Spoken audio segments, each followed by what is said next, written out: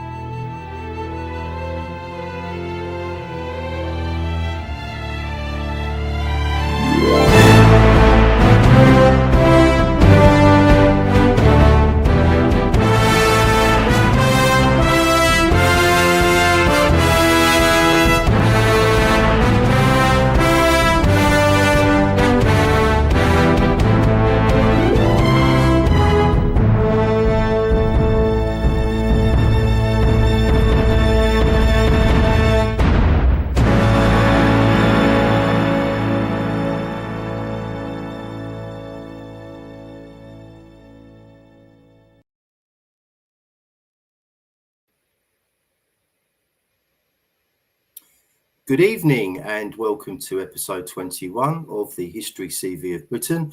I'm your host Paul and I hope you've all had a lovely weekend. Okay, so I've got Marchell with us this evening and we're going to be taking a deep dive into the early rulers of Britain and the migration of Princess Albine to this country over 3,000 years ago. So this should be absolutely fascinating. A few things to get through before I bring Marchell on. I really wanted to mention this reverse image working. Excellent. Okay.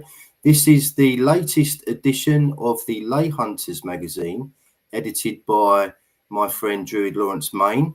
It's an absolutely fantastic magazine written by, there's articles in here written by several well-known people, including Peter Knight and Sue Wallace-Knight.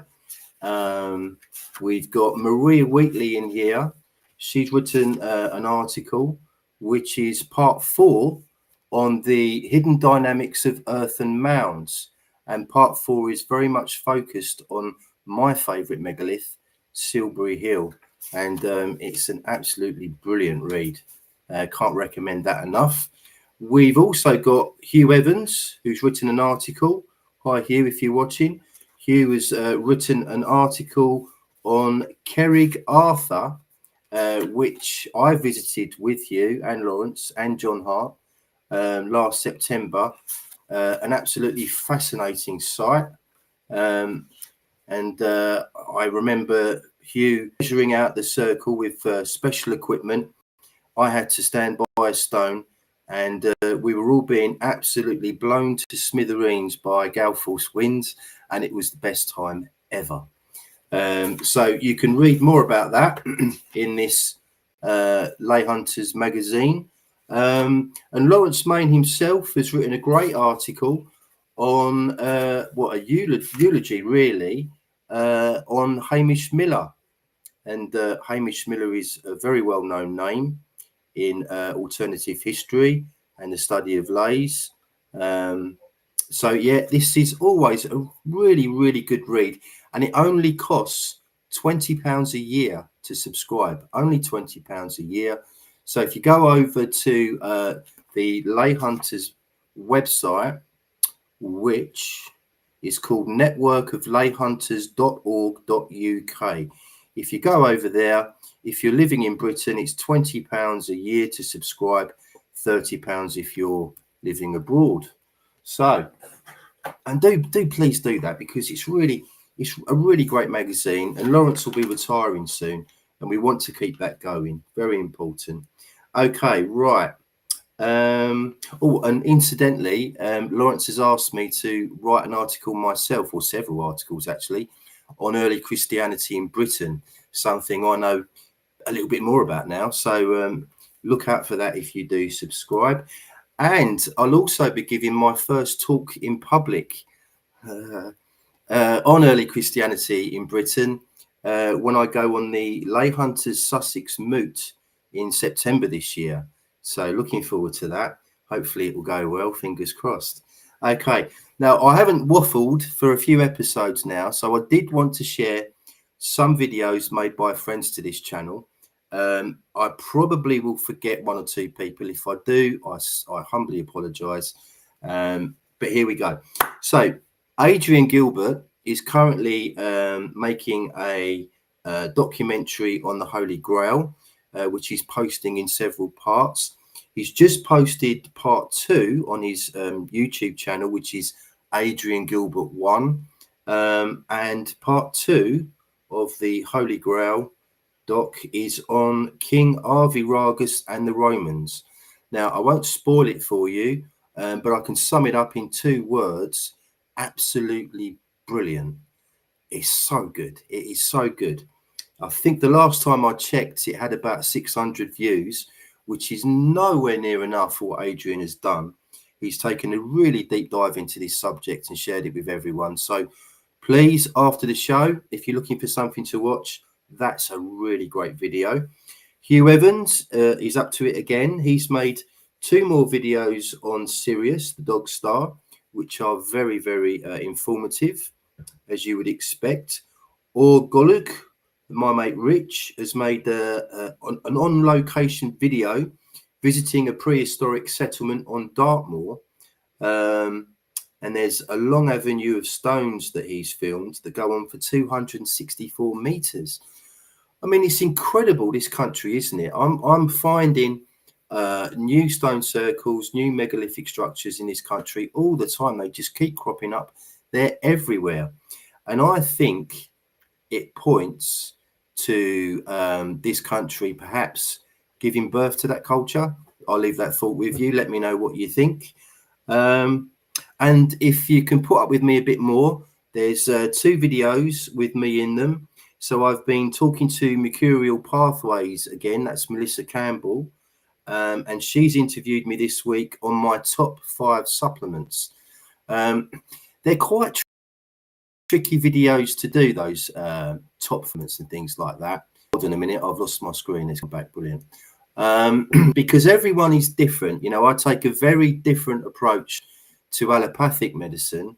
I believe we're all individuals, and we're all at different stages. We've got different levels of nutrients in us, etc. But I did manage to narrow it down to 5 supplements that I think everyone would benefit from. So if you're interested in natural health, if you're interested in longevity, my personal aim is to live for as long as possible with the least amount of suffering, you know, and I think we should all be aiming for that, and it is doable. Okay, right. Oh yes, and before I forget, I'm starting a new stream every Wednesday evening on the Nutrient Nirvana YouTube channel with my friend Emma Goodwin. It's going to be called the Wellness Wednesday Show. So again, for lovers of natural health and being healthy, this is the show for you.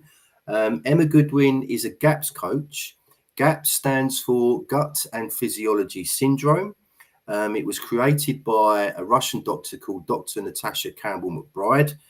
And it's very difficult to talk openly about these things on YouTube, but I will say that GAPS has produced incredible results for many people suffering with various ailments.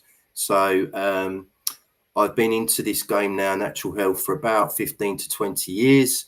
And in all that time, I would say that Emma is probably the most eloquent, well-informed person that I've ever come across in natural health. So I'm delighted to have her as a regular co-host.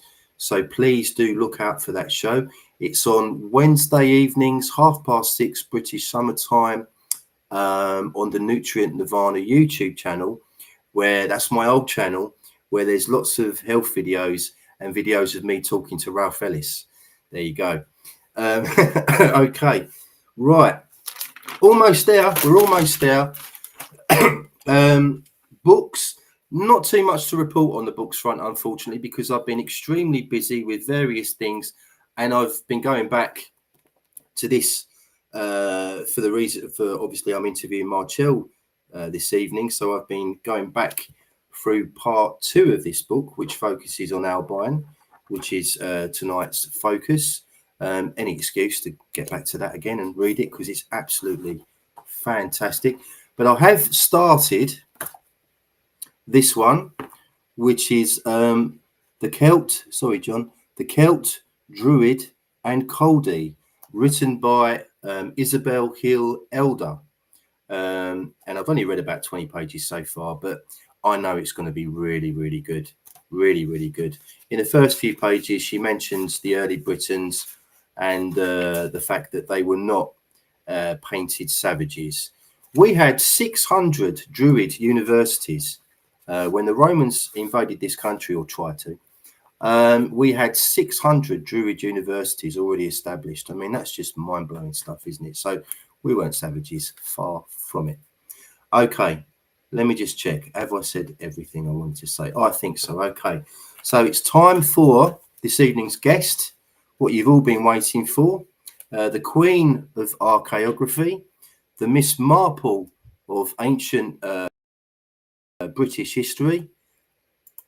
It's Marchell Abrahams. I love that. Good evening, Marchell. Oh, I get a dull grain, put it in a bun. Well, you're far younger than Miss Marple, obviously, but it was more to do with, you know, your amazing sleuthery. Oh, if that's that's a a word. lovely word. Yes, please. I'm going to adopt that. Thank you. Thank you very much. Yes. As a child, I used to pretend I was a secret agent. And I used to go around the village where I grew up in Suffolk, shooting people with a toy Luger that my father gave me. Very influenced by the Champions and Danger Man and all highly unsuitable programs for a child. And it's never left me. So yes, yeah. Sleuthery, lovely. Thanks for the warning, Marchell. Yes, I'll bear that in mind. Okay, so I'm just going to key up some questions. Okay, so let's start with this, Marchell. So I'd like to start this evening by examining the earliest British monarchs from, I think I can pronounce this correctly, Samothrace. Is that right? Samothrace, thank you. And we'll work our way from there through to Celtes as recorded by Holinshed. Okay. So I will just share the screen so we can bring up the list. And I'm going to use the National CV of Britain for this, because it's the finest website on the internet. Hopefully now you'll be able to see the list. No, let's try that again. Yes, it was a bit slow, but it's there. Yes. Good. Okay. Yes. Brilliant. So I'm not sure if you can see the names clearly. Actually, before we start, Marchell, yes. I noticed at the bottom of this list, it says, after whom Brute entereth into the land, either neglected by the Celts or otherwise by conquest, and reigned therein. So I'm drawn to the word Celts here, Marchell, because as I understand or understood it, that particular word wasn't used to describe the Britons until the early 18th century. No, I can't explain that. I really can't explain that. Morgan does say that the Celts were a junior branch of the Cymry. Right, I understood that Celts didn't come to this country. I mean, there might have been a few bands of them, you know, Roman times, who were invited here. But I can't explain that. Yes, it's very odd.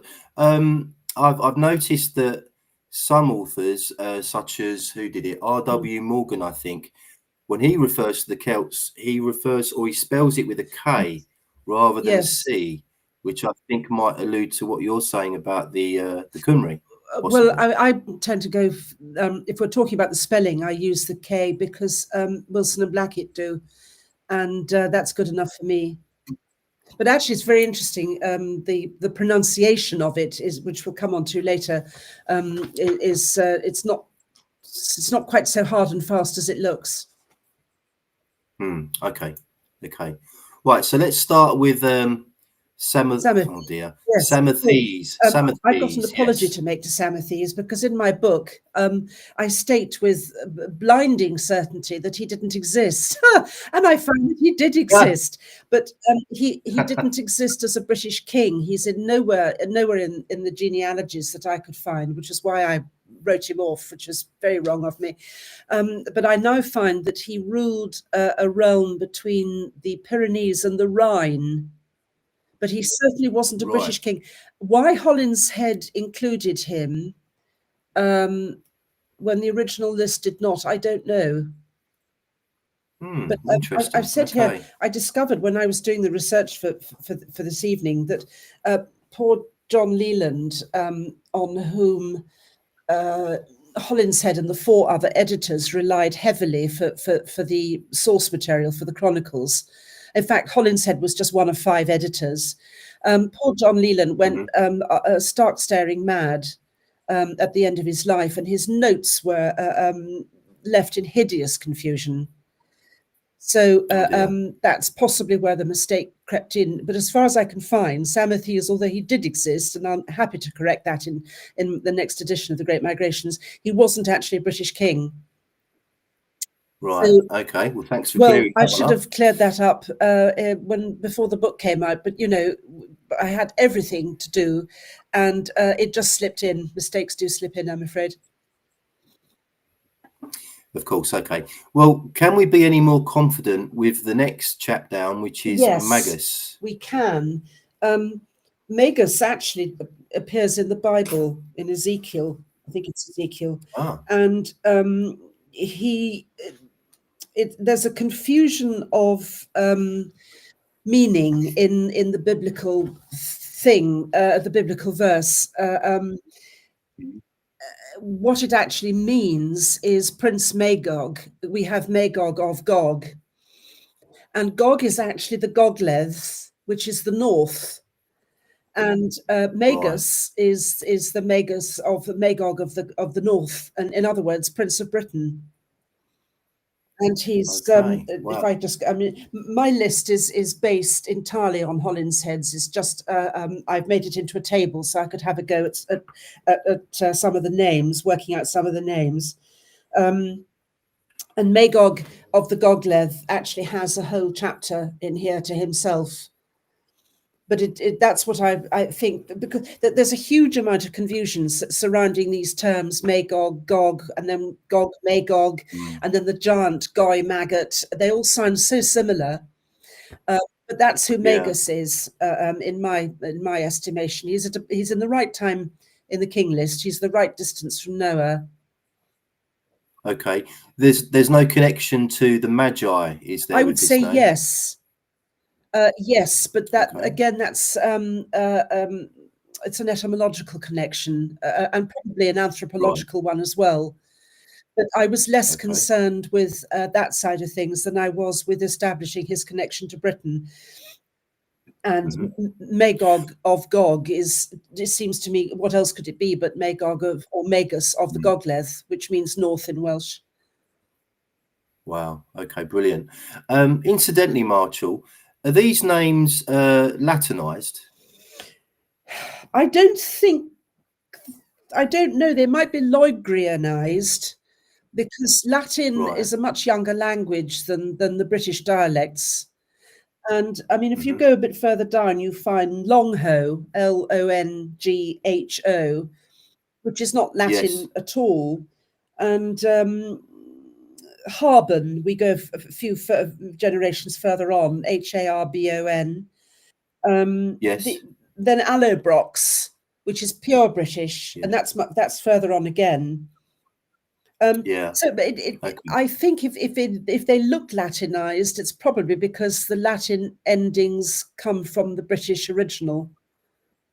I know Latin became a very much more refined language, but that was much later on. I mean, this is, 3,500 years we're talking about. I can't be definite about this, of course, because at the moment we're only making stabs at understanding this level of history, and unfortunately, the whole of this period between God, what's the woman's name? Albine. Listen to me. I mean, really, Albine and Efraug, who was the first major king of Britain.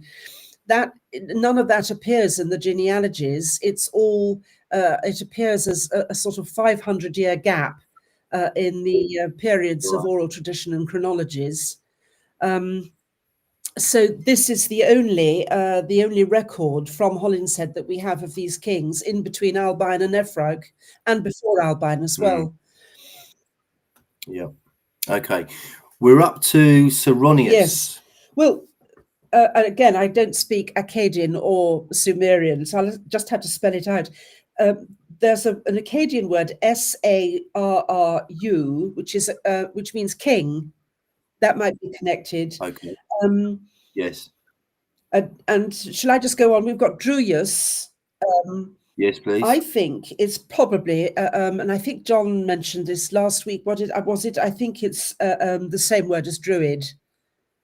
Yes. When I say the same word, obviously it's spelt differently, but I think they're connected at source, which is, and that would make sense, because then, yes, then we've got Bardus that follows Druius. I don't think it's got anything to do with bards. I think we've got a spot of metathesis at work here, and I think it's an early attempt at Brutus. I mean, this metathesis, most people will know, is when consonants, and particularly consonants, get moved about in a word. For example, the Victorian, our word Firth, as in Firth of Forth, yes. The Victorians spelt Frith. So they moved the R and the I about, and they were quite happy to do that. And I think that's possibly, again, these are just stabs in the dark at the moment. And then we've got, as I mentioned, Longho. And in Welsh, yes. Llyngai is fleets or navies in the plural. And Llongwyr is a sailor or a mariner.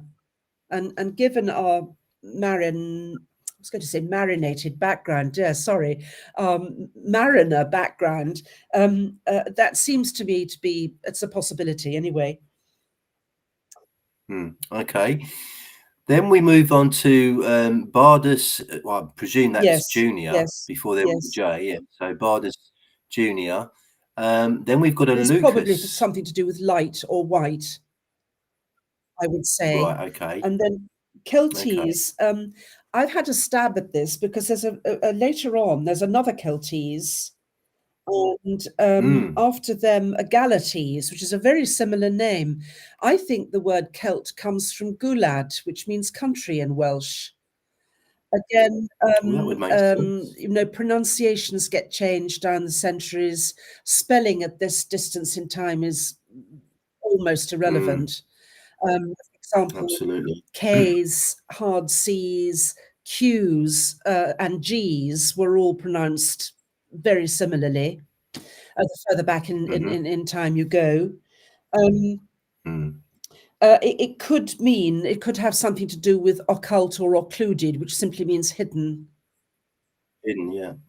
Okay, that's very interesting. And then we come up to Albion. Yes. Well, no. This is you asked. This is a second question. Wait a moment. No, you asked me, why is she referred to as Albine when her real name was Taramdungi? And I think we can do that now if you want. We can take that and put it in the first question, if you like. It all boils down to the source of the word for her name, Albine, and also for Albion, and that source is Alp, meaning peak. It's also related to Alb, meaning white. And I think I better just read this out. Albine rose up, as it were, and this is relevant later on. Albine rose up from Sumer. There's this terrific suggestion of a flow of peoples out of the British Isles, back to the British Isles, and I've seen this over and over again. And I think what we've got here is another example of the Noah descent coming back to Britain. And the base, Sumer is the base, and we did discuss, did we not, the relationship between Sumer and Britain, with Delphi as the solar plexus. I've read it in the book. I'm trying to remember if we've covered that on YouTube. I can't remember, to be honest. Very briefly. So we've gone terribly off stream. This is why I'm erring a bit. Delphi is the solar plexus of the body that has its head in Britain and its base in Sumer. It has its right hand in what used to be called Dahomey, the Gold Coast in Africa, and its left hand in Georgia. Georgia and England, of course, share the same flag. That's a whole other story. The solar plexus of that body, represented by Britain and Sumer, is the migration. Sorry, we were talking about her name, Albine, because they were going up to the peak, which was Britain, from the black to the white, out of the feminine to the masculine. You see. Yeah. And this is why they still, the Gaels still call Scotland Ullaba to this day. They don't have any truck with the Irish name Scotland. They call it Ullaba, and that's, even though they are Irish. So that's you can't say proof at this distance in time, but it's certainly suggestive. Right. Okay. So just going back to our flag, the Red Cross. So I take it that you don't subscribe to the idea that that came about through Joseph of Arimathea giving King Arviragus the flag. It might have been reinforced by him, but it's certainly connected to this country and the Cymry long before Joseph of Arimathea. I mean, we have there were bowls discovered at Hisarlik, which were painted white inside with red crosses, and then we have all the, as I think of the Red Cross bowls that were discovered in Anatolia, and they're all connected. Yes, I'm thinking now of crystal balls for some reason. Who was buried with crystal balls? This was yes. The Merovingian line were buried with crystal balls, and this came from Wilson and Beckett. I've tried very hard to find this out, because they said that the fellow who was buried in Lexden Mound, which is now a suburb of Colchester, was buried with the same sort of grave goods that were found in I'm sure I oughtn't to pronounce it it ought to be or something, but anyway, there you are. But I haven't been able to substantiate that, which is a pity. But there's only so much time in the day. But somebody needs to look into that, the equivalence of grave goods between us and other people. Yes, okay.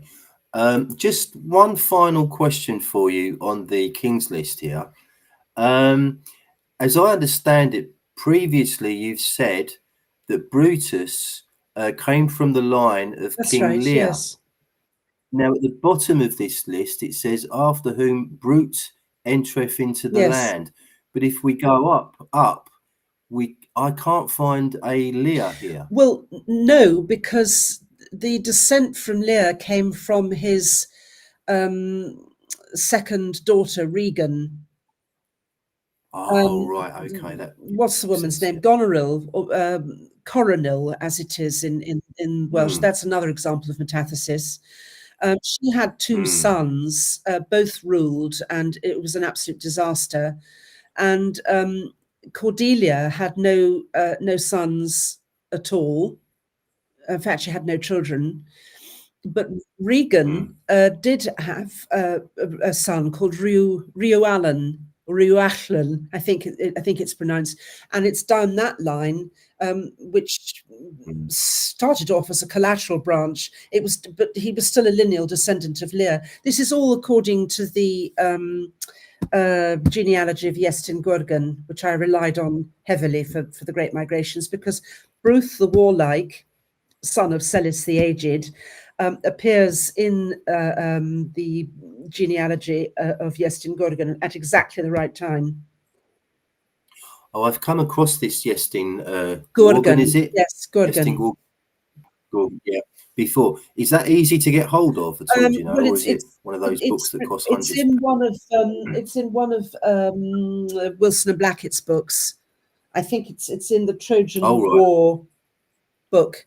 Oh, I could yes. let you Okay. have a thing of it. In fact, they're wonderful because they repeat with their own comments the entire genealogy of Iestyn Gorgon, and also, really importantly, is the period of oral traditions and chronologies from which we get the timing for Albine to come here.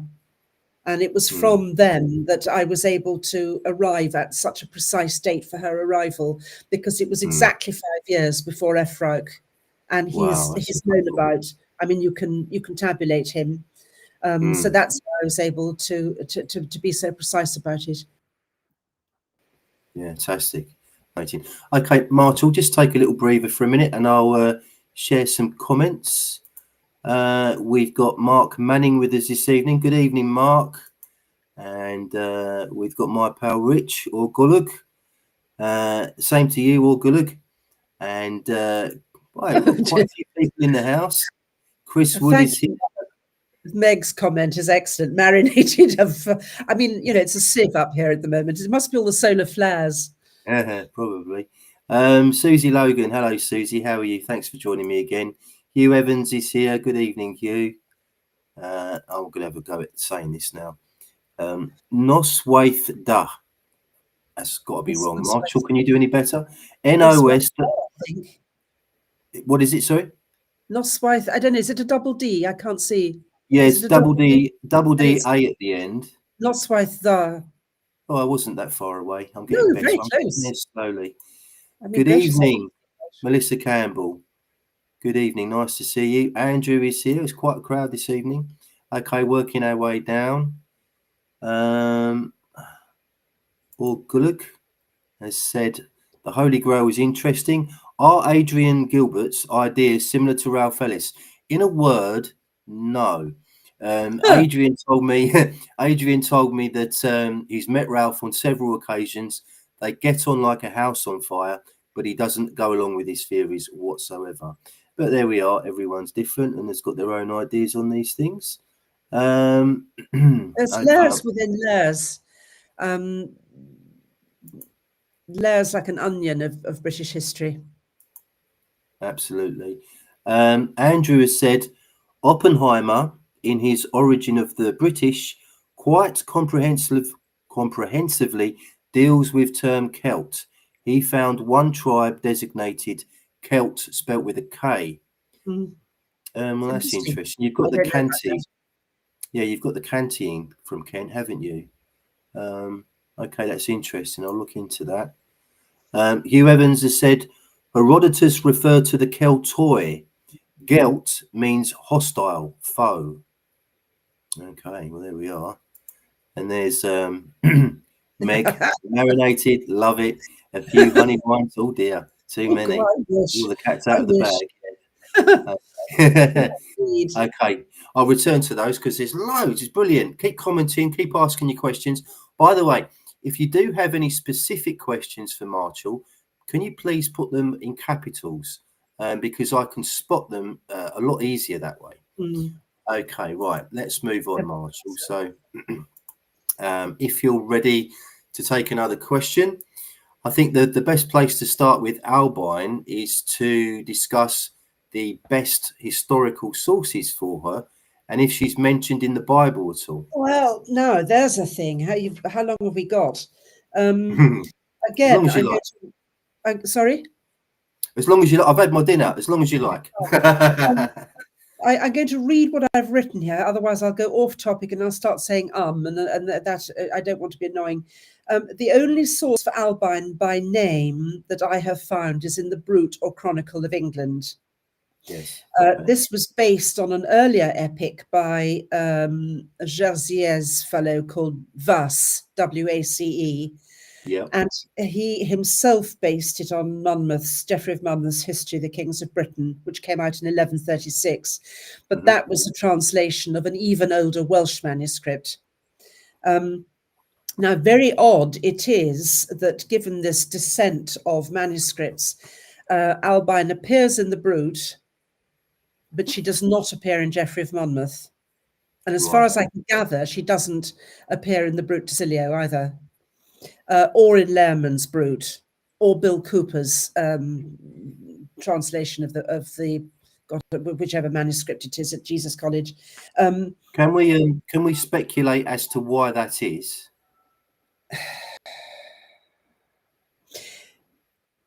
I've been thinking about this all afternoon. In fact, more than that, I haven't a clue.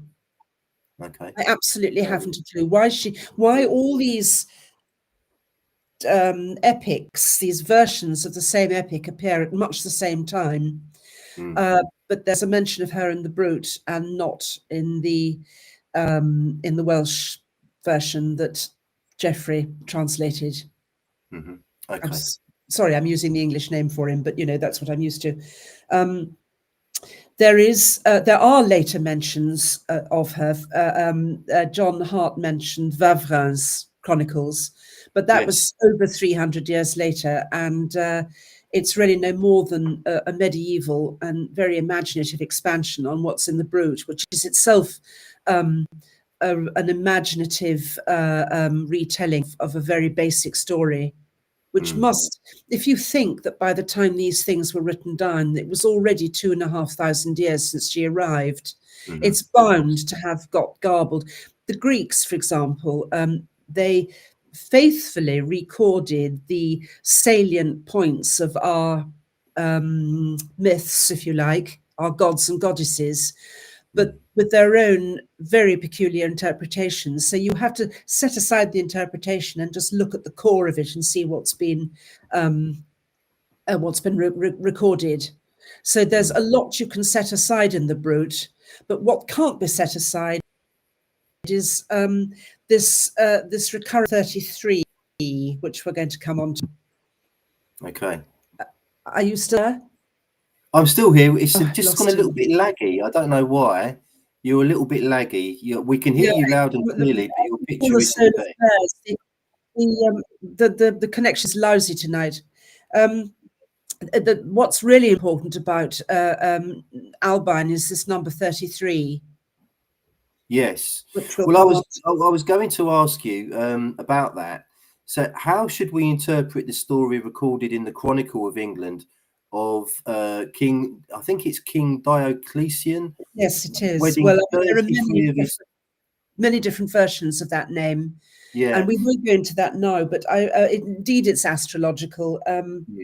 Now, Hugh might well have his own view of this, but as far as I can see, and I have equated the number 33 with the 33 constellations on the northern path of Enlil, which is the we've got the tropics of Cancer and Capricorn, haven't we?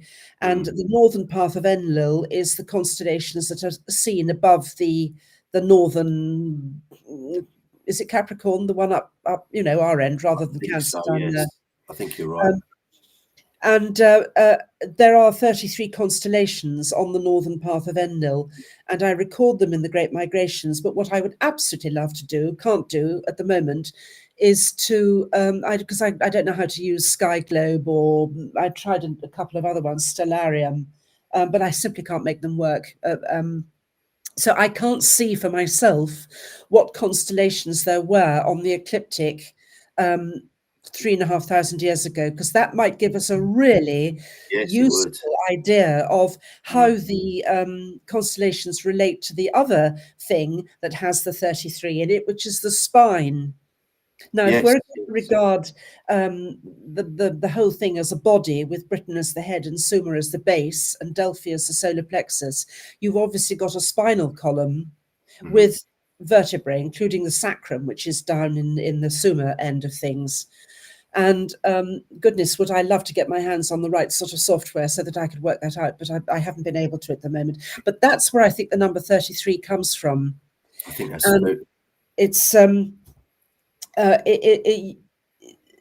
the 33 sisters is technically possible because they all the kings had wives, concubines, you know, you name it. He could possibly have had 33 daughters, but I don't think it's that. I think it has this astrological connection, and they knew about Britain, and they knew about this connection. I mean, the very word Sumer in Welsh, SWMER,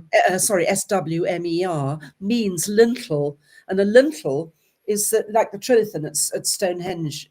It crosses the two uprights, and is in effect the link between the two terminals, positive and negative. Wow, fascinating. Okay. I'll just show this comment quickly because Hugh has said the Mesopotamian gods all had numbers. Anu is 60 from memory. Oh, that's really interesting because 60 being the base number. No, I am no mathematician, but there's a very important Sumerian word which is spelt NGI and pronounced Ingi, I think, or IGI pronounced Ingi, which is at the base of English and you know, related words. I can't remember the name of the thingy, but it's the if you multiply, it's a multiplier. And it also means 60, and I think Anu was the first god of the hierarchy, wasn't he? Yes. So that's the same as the base number 60. We use it to this day, if we're allowed to.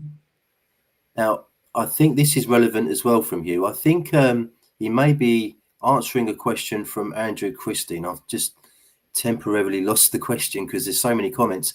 But Hugh said, answer. The Babylonians weren't using our 12 zodiac constellations right up to the time of Ptolemy 1500 CE. Oh, sorry, 150 CE. I think that was Andrew's question. Oh, and Andrew's just put up a really good comment. That's what astral refers to. The subtle nerve currents and energy centers resonate with the same vibration as the stars and planets. Indeed, the really important thing about this is the connection of the northern path of Enlil, which is above, to the energy centers on Earth itself, which is below. And there's a correlation between them, a resonance between them is a better word. Wonderful. Okay. Right. Oh, I just wanted to say about Albine's name. I'm so sorry. If I can just go back to that a second. Of course. We have to remember the sacred abyss, which is the feminine, the V shape, and the sacred Alp, which is the masculine. Again, two terminals. You can't have one without the other, despite what we're told these days. And the abyss, the Egyptian pharaohs were called lords of the abyss, so they ruled over the feminine. And Alb means peak, and it also means white. I think I said that bit, but it's black is the feminine abyss out of which the people rose from Sumer. They called themselves the black-headed ones. And although this sounds trite, it isn't. But, you know, our white cliffs are really important, our white cliffs of Dover, and chalk substance. The hills on Magog, the hills where Troy was established, are also made of chalk. Now, we need a geologist to say why. I don't know why chalk is so important, but it is. And that's what they were. Sorry, there are layers of chalk in Silbury Hill, isn't there? Oh, well, there you are then. I don't know why. We need somebody else with more knowledge. Maybe Melissa could tell us why chalk is important. Yes, but chalk is, and there they were lined up, ready for their short sea voyage across the Channel, last stage of the journey. They left plenty of people behind them on the journey, which is why all our languages are so similar. Or rather connected, because they're not totally similar any longer, but why they're connected. And there they were, building boats to get themselves across the Channel, and there were the White Cliffs, and it all pins together. Fascinating. Okay, chalk is a conductor, isn't it? At the end of the article Maria Wheatley has written in the Lay Hunters magazine this month, I'm pretty sure that she says that all the large earthen mounds would have had a blue light emanating from them. Wow. Yes, it's a fascinating article. But anyway, there's a thought. Okay, let's get back to Albine before we digress too much. Okay, right. So, okay. Why did Albine migrate to Britain, and who accompanied her, Marchell? Why did she? I think it was because the volcanic explosion of Santorini was threatening. Okay.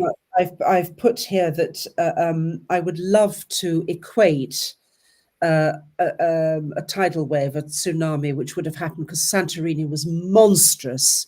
It was 40 times bigger than Krakatoa.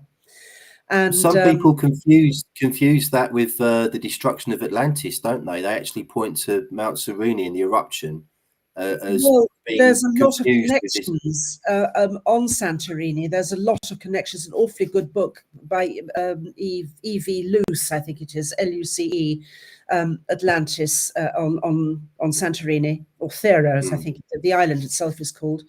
But like any natural disaster, there will have been foretastes, earthquakes, extraordinary weather patterns, tremendous rainfall. And I would love to equate the flood deposits that Leonard Woolley found at with the flood consequent upon the Santorini eruption. But actually, Leonard Woolley's mud deposits were thousands of years before. So I can't make that one stick. But that is why I think they left, because is very, very low lying. And Santorini is actually, if you think about it, it isn't all that far from Sumer. And a disaster of that magnitude will have caused the most awful fallout and devastation. This is what I think caused the so-called, the fall of the Middle East. And the Minoans, I think. Am I right in saying that? Yes, I'm pretty sure. Although it seems as though the level of dust from Santorini isn't as great on Crete as you would expect. It was something to do with the earthquakes, I think, that really did for the Minoans. But that, I think, was at the bottom of it. What the Gutians, whether the Gutians had anything to do with it, who were neighbouring hill tribes and exceedingly warlike, and they went on plundering Sumer over and over and over again. That might have had something to do with it as well.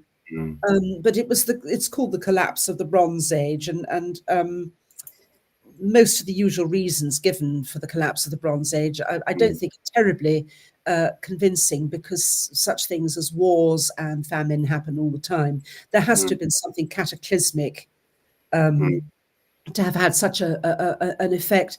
And I think the Sumerians were, of course, first-class star watchers, heaven watchers, and they will have read the signs, and they will have begun to mobilize and move their people out of the low-lying parts of Sumer and moving them north. And they also might have felt that it was time to move. We're called the wanderers, we're called the nomads, the gypsies, and we might well have felt a pull to leave.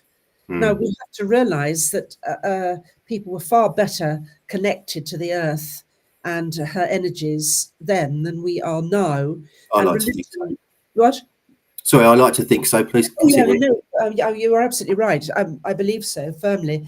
And they will have maybe felt this pull, this time to go. I mean, we have it now. We find, it's time for me to do something else in my life, or it's time for me to do you've got a pull to do something. And so I think that was at the back of it as well. But Santorini was the catalyst, if you like. No. Yes, okay. So John just going Hart back said yes, and a bit doesn't mention Albine. I think he does actually. Evening, John. He does mention but only to say she didn't exist, which is a thing that happens over and over again. Camden does the same thing. I'm not sure if Albinus. Yes, he does actually mention her. He calls her Albone or Albina, the reputed daughter of Diocletian, king of Syria, page 5. So he does mention her, but it's only to say what nonsense the legend is. And there's been a lot of that, and I don't think it is nonsense. No, I don't think so either. I think you've really onto something, and you've discovered something very important, really. But the point is that they all mention this legend. Now, if it was so unimportant, why mention it? There's something about the legend that has a hold on our folk memory, if you like. So these grand and important historians like Camden, Holinshed, who isn't an historian, he's just an editor, and Percy Enderby, who is a first-class chronicler, they've seemed compelled to mention the story of Albine, if only to pull it down.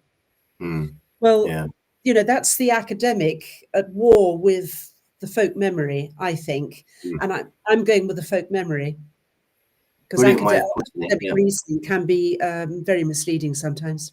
Yes, I couldn't agree more. Okay, just going back to Albine, the entourage or her entourage. So, how many people were travelling with Albine? Do we have any sort of idea? I mean, thousands of people it must have taken to mobilise an entire, not just an entire city, but all the people from outlying areas. It must have taken a lot of planning. Now, one of the theories with Albine is that the migration involved giants. Is there any substance to that theory at all, Marchell? Well, first of all, we have to accept that giants existed. And again, this is something that makes academics spit feathers. But to my mind, it's very conclusive that giants' bones turn up in old newspaper articles. And giants' bones turn up on people's farmland and are taken. This is particularly happening in America, which of course is much bigger than we are. Giants' bones are dug up on people's farmland. They're taken off to the Smithsonian. And if they're only the thigh bone of a rhinoceros or something, why not give them back and say so? But no, the bones disappear. And the rightful owners on whose land these bones were discovered can ask for years to get their bones back and an assessment and a report. Oh, no, we haven't. We've never heard of it, I'm afraid. Yes. And that's what happens over and over again. Digitization of records, it does make things easier in some ways, but it also makes it very easy to sink without trace what the authorities don't want us to see. And you really need to go back to the old newspaper reports to see just how she's linked with giants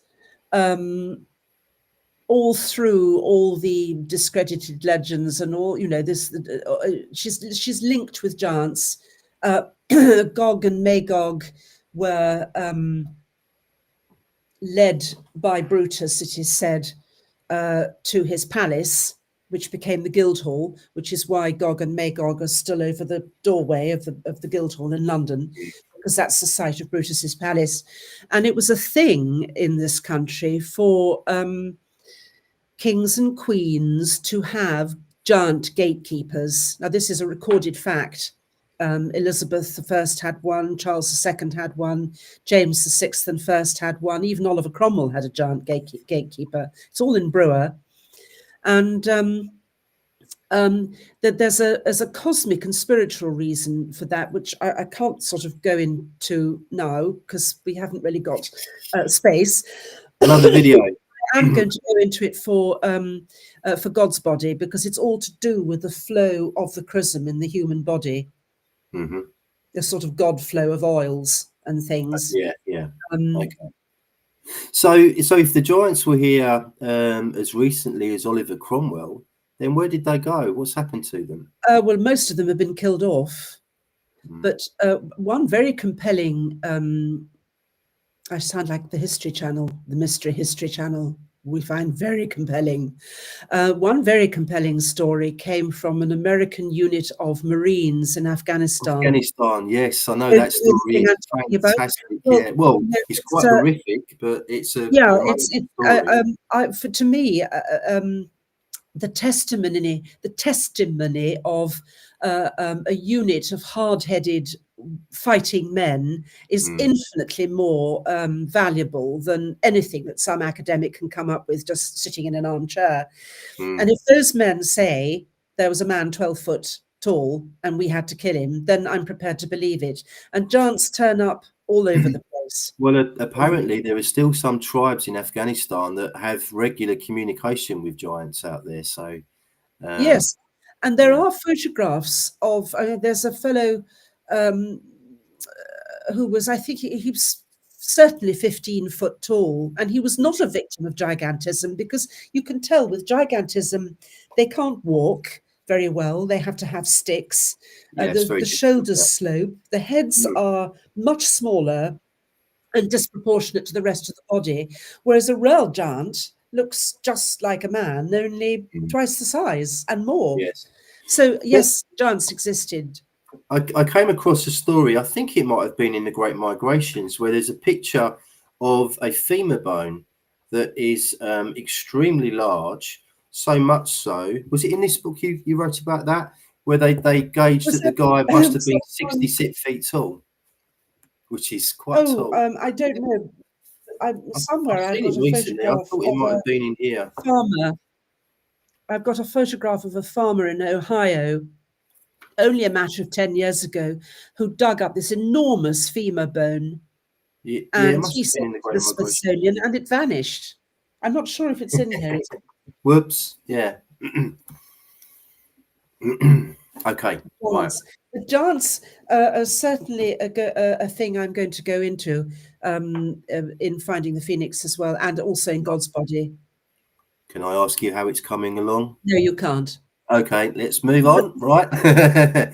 I'm sorry, but it's all there, but it's just wrestling it into shape, and it's very, very hard work. It's coming along painfully slowly, I'm afraid. Okay, well, it'll be worth the wait. I'm very sure about that. I hope so. Okay. Is Princess Albine, is she connected to the Cymry tribe in any way, Marchell? Definitely. It seems to me that this is where we come back to the pronunciation of the KH or the C and the S. Consonants were a lot more liquid. We make distinctions between P and F, for example, both of which are labials, and M, but at base they're all very similarly pronounced. And it was the same with Cymry, and Sumeri, if you like, Shimmery. Cymbric actually means both Cymric and Sumeric. So if you like, also, what did I put here? The Kamar is Sanskrit for to be crooked, just as the Welsh word gam means bend.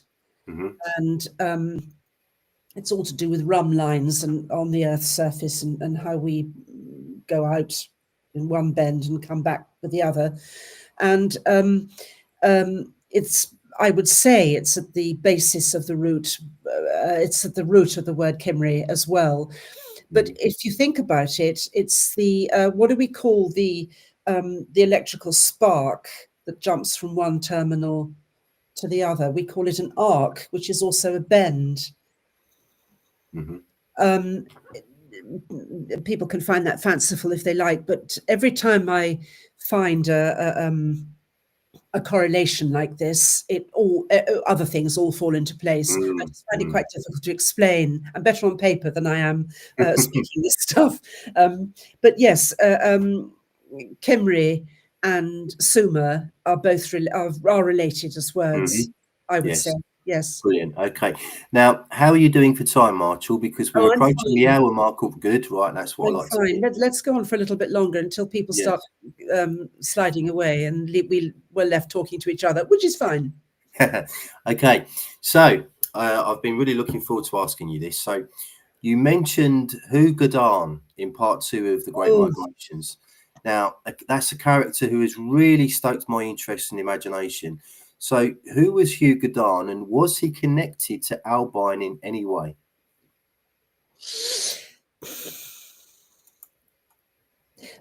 My difficulty with him is not that he existed. I'm fairly certain if he didn't exist as a person, he existed as a people.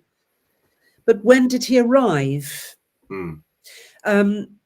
He is, I've written here, he is connected with farming, as the so-called Noah was. Noah was a husbandman, which is a lovely old word for a farmer. When Noah's flood was, I don't know yet. I'm still trying to work that out. There are so many different dates for it.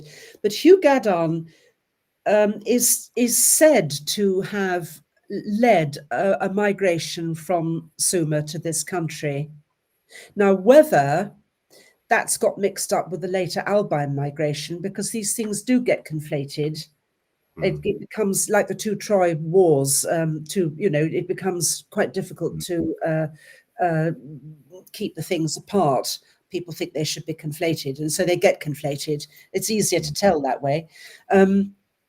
But he's definitely equated with farming, and farming arrived in this country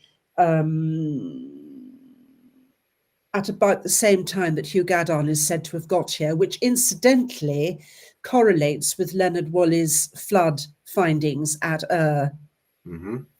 Yes. It says in the Colbrin that Hugh the Mighty actually left because of the floods. Right. Okay. That's a very interesting correlation. I haven't got any further with him. Yes. And I've put here, I tentatively equated the migration of Hugh Godard in the Great Migrations with Albines, but I think I'm wrong about that. I think his was another migration which has been recorded in the Colbrin, and also in the Welsh triads. Funnily enough, not in the Barthas. There's only one tiny little mention of him in the Barthas. But Hugh Godard means Lord of Mighty Ones or Lord of Giants. Wow. Okay. So he might be the source of the giants that were here before the flood, which the flood washed out. Oh, yes, I see. That's very interesting. Yeah. But that's a whole, goodness me, that's a whole area of study for some person who wishes to take it on. You say that he's connected to agriculture. Yes. Now, people have theorized in the past that some of the megalithic structures like Silbury Hill were one of the reasons why they were built was to improve a farmer's yield. And I just have a feeling, and I don't know why, I've got nothing to base it on, but I do think that he could be connected to the earliest megalithic structures in Britain. That's just my gut feeling. No, I've got I discussed this with Melissa when she kindly invited me onto her channel. I think those stone circles are a conduit for channeling Earth's energies out. Yes, I would agree. Use them. Do forgive me, I've just noticed a question here from Hugh Evans. Hugh who? Well, it depends which Hugh I was talking about.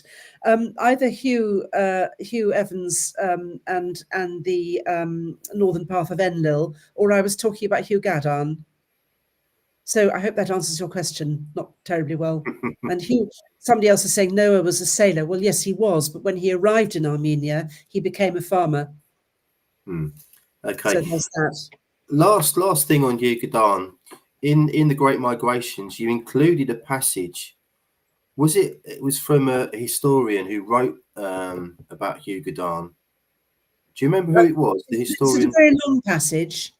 It's about 2.5 pages long. Yeah, that's from the Colbrin. That's Hugh the Mighty. Right. Okay. When I read that, I have to say this. When I read that, I was deeply moved by it, Marchell. I was deeply moved by it. It's very poetic. Yes, and it The funny thing alludes to it, something or a period of our history thousands of years ago where everything seemed to be a lot better and simpler than things yes, are now. I must say yes, it was yes.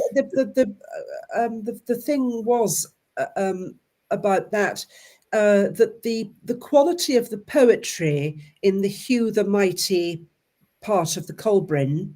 I can't remember the exact thingy now, but it's in the book. Am I the right way around? No, I'm not the right way around, but it's the no, same but book. yep. It's the same scansion. It's the same use of language as in the British Edda by by Lawrence Waddell. Yes, And yes. now I've been having a conversation with Yvonne Whiteman about this, Oh, yes.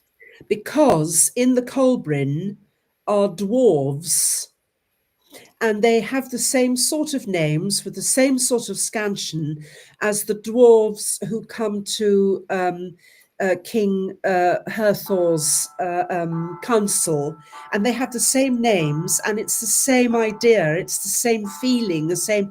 It leaves the same taste in your mouth. Wait a moment, I've actually got it here for once. There we are, the British Edda. Oh, wow, lovely. And this Okay. is a superbly important part of our history. It's not Is that Icelandic, it's yeah? British. Did you get that from the New Delhi? No, I didn't actually. No, this is I don't know if you can see that, 2013 from Reed Oh, Book. yes, yeah, yeah. It's back to front, but yeah, we can make that out. I'm not sure if there's an ISBN there. Can't see one at the moment. No. It's Well, there's one on the back. If anyone wants to take a screenshot, that's the back yes, of with the ISBN on it. Sorry, it's yes. back to front. Don't know how to make it the right way around. Brilliant. Okay. And the brilliant thing is, it's in facsimile. So you've Oh, got the thing of the original, the flavour of the original, but you can scribble in it, which Ross and I used to love. You can scribble in it. I have scribbled like mad everywhere. fantastic. Okay. Right. Let's press on, Marchell. So I'm going to share screen now. Yes. And show the viewers something. Now, this you should be able to see at any moment is the Nebra sky disk. It's working a bit slow this evening. It's going to happen. Oh, there it is. Finally, my favourite artifact. So perhaps you could tell us exactly what this is, Marchell, and is it in any way connected to the migration of Albine? Well, I have there's quite a lot about the Nebra sky disk in the Great Migrations for one or two very good reasons. And the first excellent reason is that it was buried at about the right time for Albine's migration. Now, it's now thought, they said it was a forgery to begin with. They always say new things that they don't understand, they're forgeries, but it's now thought to be much, much older. But they think it was buried round about 1600 BC. So that's the right time for Albine's migration across Europe. It was found, I think, in Saxony. That's number one. Number two, you can the gold thingy on the right-hand side and the sort of boat shape at the bottom are much later additions, so you can ignore those.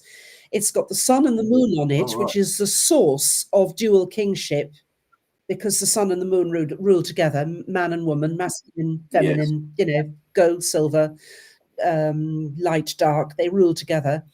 And on it, that they count as one. Okay, that's the original 1 and 1 of the Fibonacci series, if you like. And on it are 32 gold dots, which represent, in my view, the constellations on the northern path of Enlil. Wow, okay. The third point is it contains, and I think I've got this right, silver and copper from Britain, but it also contains gold from the River Carnon in Cornwall. Yeah. Wow. So crazy. Connected to us, I don't know whether it was buried on the way out much earlier, or whether it was taken out, brought back, lost, and it got buried on the way back. I have no idea, but I'm absolutely convinced it's connected to us. And again, it's the 32 with the 2 as the 1, as it were, the two originals, the two original co-creators, if you like, Doi Van and Doi Vach. For some reason, I thought there was 33 yeah, stars but on 2 the count as 1. So there are 32 gold dots, and the sun and the moon count as 1, you see. So you've got the 33. Yes, of course. Brilliant. Fascinating stuff. Okay, we're getting there. Okay, so 2 more questions for you before we finish tonight, Marchell. How is Albine connected to the Gog Magog Hills in Cambridgeshire? In 2 ways. In order to explain that, we have to go back to a place in Norfolk called Hunston, spelt Hunstanton, but pronounced Hunston. And on the seashore at Hunston were discovered 2 rings of oak posts with an oak post in the middle of a tree upside down. And I know exactly. That echoes the Wandlebury Ring, and also there's another very degraded ring on the other side of the road on the top of Wandlebury Hill, which is where Troy stood.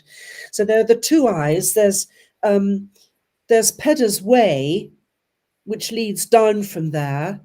There's also very close to what I've conjectured is the walls of Troy, is a village called Shudi Camps. And Shudi Camps, the word Shudi, S-H-U-D-Y, I think is a remnant of Tarandungi's deity that she brought with her. She's said to have brought Apollyon with her. Well, her husband, who was the king of Bashime, worshipped a deity called Shuda, S-H-U-D-A, and very little is known about this deity. We're not even sure whether it's a masculine or a feminine, but she will have brought elements of that worship with her, as well as her own Apollyon, which is actually the abyss under another name. But there was another thing I found when I wasn't even looking for anything. We went round Wandlebury Ring and we picked up a, when you pay to go in and everything, there's a gatehouse with leaflets and things. I picked up a leaflet, I think it was from the Cambridge Local History Society or something like that. And in it was this legend, the Lady Shuda, S-H-U-D-A. Oh, wow. And I think that is how it survived, but I think that's a remnant, a memory of her. Yes, it sounds like it. And of course, in that area, it's very similar to Wales, where everything is kind of hidden in place names. Oh yes. This is why etymology is absolutely vital, because you can get 2 words or names which don't look on the surface as though they've got anything in common. And then you dig deeper and you find, my heavens, they're actually linked all together. Let me tell you, for proof of Albine, there's more proof in Scotland than anywhere else, as far as I can discover. The name, Alba, which is reflected in the name of Brutus's son, one of them. And then you've got places like Loch Shin, and of course the other name for Sumer was Shinar.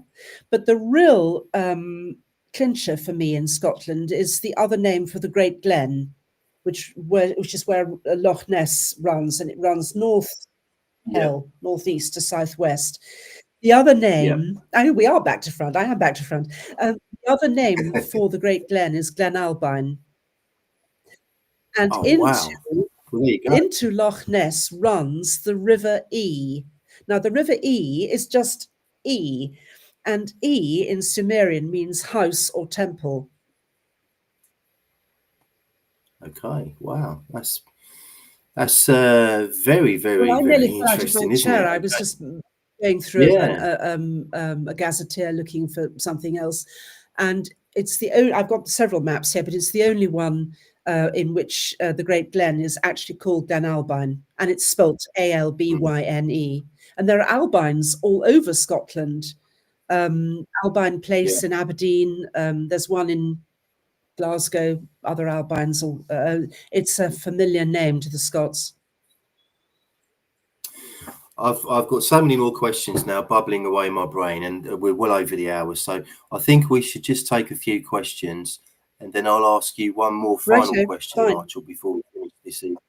Okay, so let me just scroll down. We've got tons of comments. We've had 39 people watching us live, which is a record. I know. So thank you so much for joining us. We're very, very passionate about this history, about preserving it and restoring it. So thank you for joining us. I found a question. Okay, Epic Eons. Marchell has mentioned she is writing a book about St. Helen. Has she thought about writing a book regarding Mary? She is allegedly buried on Anglesey. I have to ask which Mary? Mary the mother or Mary Magdalene? I think she might be talking about the mother, Mary. I haven't actually. For some reason, she doesn't grab me the way Helena of Britain has grabbed me. No. I'm going to have to live to about 170 to get all this work done, but I'll bear it in mind. Thank you. Good question. Okay. Let me just scroll down a bit more. Andrew Christie has said, Ast is the true name of Isis, Queen of Heaven, and Ra, your stellar solar body. Now, Ra is a really interesting word. Thank you, Epic Eons, the mother. Yes, righto. Mary, the mother. Ra is the same word as raw, and it really means raw material. It's the energy from which everything is made. Oh, I've not heard that before. No, but it's my strange brain. It's sort of it pops this stuff up, and I put it out there, and people seem to like it. And I think it's well, what else could it be? It makes sense. Okay. Andrew Christie, 60 is the number of years in the Jovian cycle of counting years by 5 circuits of Jupiter around the sun each year has a name. Thank you. Yes. I think I've seen that before somewhere in your work, Hugh. Yes. Can I just mention Daniela Holland's question, which has popped up? Is there any connection with beer making and Helen? Can I answer that? Is that all right? I'm not sure about whether there's a connection with Helen or Helena herself, but beer making, absolutely. In fact, running round the northeastern side of Troy is what they call a Roman road, of course, but it's a British road and it's called Wirt's Causeway. And if you know anything about beer, you'll know that beer is made from the wort, which is W-O-R-T, not wort, that's W-A-R-T. And brewing and bobbling and beer making were sacred to us and to the Egyptians. Separately from winemaking, which is equally sacred, but it's a different process. So certainly a connection with beer making in Britain. I'm not so sure whether beer making and Helen or Helena herself. I hope that answers the question. I heard a rumor or heard a theory once that beer making was given to us by aliens. But I may have been on the beer at the time. I'm not sure. I've had a drink since last night. I can't tell you. It's a very strange thing to have originated out of nowhere. I think yes, but then so's winemaking, if you think about it. So's cheese making. Where did all this information come from? From some source of knowledge, which I think is these days called the Akashic Records. In the years ago, thousands of years ago, people just had the ability to ask the source for the knowledge they needed, and it was given to them. These days, it's more complicated. That makes sense. Here's one for you, Marchell. Epic Eons again. The flag of Scotland is a moon flag, probably from the Albine era. Interesting. That. I've got a feeling that the Saltire is part of Taranis' six-spoked wheel, but I haven't looked into that one. Yeah, it's very interesting. Okay. Thank you so much, everyone, for the comments this evening. They've been absolutely brilliant. Top draw. Okay. Andrew Christie. Old Hugh might still live in Scotland in the Cairngorms on Ben MacDoughy, known as Fintain, I'm sorry if I'm getting all these words wrong, in Irish folklore, said to have travelled here during the flood. Is this to do with I think so, yes. Very long-lived, if so. Yeah, just a bit, yeah. Okay, brilliant. Okay, let's ask you one final question, Marchell. So, where did the story of Albine end? How did she end her days? What was the last that we can possibly sort of ascertain? I'm not sure how long she lasted for after she got here, because that overland journey, we don't know how old she was when she left. She was a married woman, and we haven't been into the biblical connections properly. We'll have to do that another time. Aliens are responsible for hangovers. Yes, and I think we're responsible for hangovers. But I don't know how long she lasted after she got here, because that overland migration will have taken anything up to 40 years, moving quite quickly from Sumer to Britain. I mean, they won't have been able to move over the mountains in winters. There would have been illnesses. They'll have been attacked. They will have needed several rest stops. So I haven't a clue where she's buried. This is where we need to start looking at what we know of Bronze Age burials of high status females, as the archaeologists call them, and seeing if we can't start narrowing it down a bit. No idea. I don't even know where she herself came ashore. It was probably in the Wash, but it could have been on the south coast. There's evidence of her and her father's name all around the south and southeast coast of England. Do you think there's any possibility, Marchell, that she may have been one of the elongated skull definitely. people? Yes. Oh, okay. So. Because I don't remember reading that in the migrations. Well, Nefertiti was definitely a long head. Tahaka Akhenaten was not. And the children are beautiful, but they definitely look more like their father than their mother in features. But yes, there are more Anunnaki around than we have any idea of still. Yes, and they're not all bad Anunnaki. There are many good ones who thought they had come here to teach us, and they ended up here by learning from us, which is rather an amusing thought. Yes, it is. I won't mention the Rothschilds. Okay. We could come back next week if you like. Yes, okay. Can you do that? Are you free next week at all? I'd better look at my diary. Let me know. Let me know. There's much more I could say about her if you'd like me to. Yes, that'd be fantastic. Okay. Right. I think we've come to the end. Okay. So it's been a very long one this evening, but a very enjoyable one. Thank you, Marchell, for that. Thank you for everyone that's joined us this evening. We've still got 35 people watching us live, which is absolutely incredible. Thank you all so much for the comments, the questions. I've really enjoyed this one. It's been absolutely fantastic.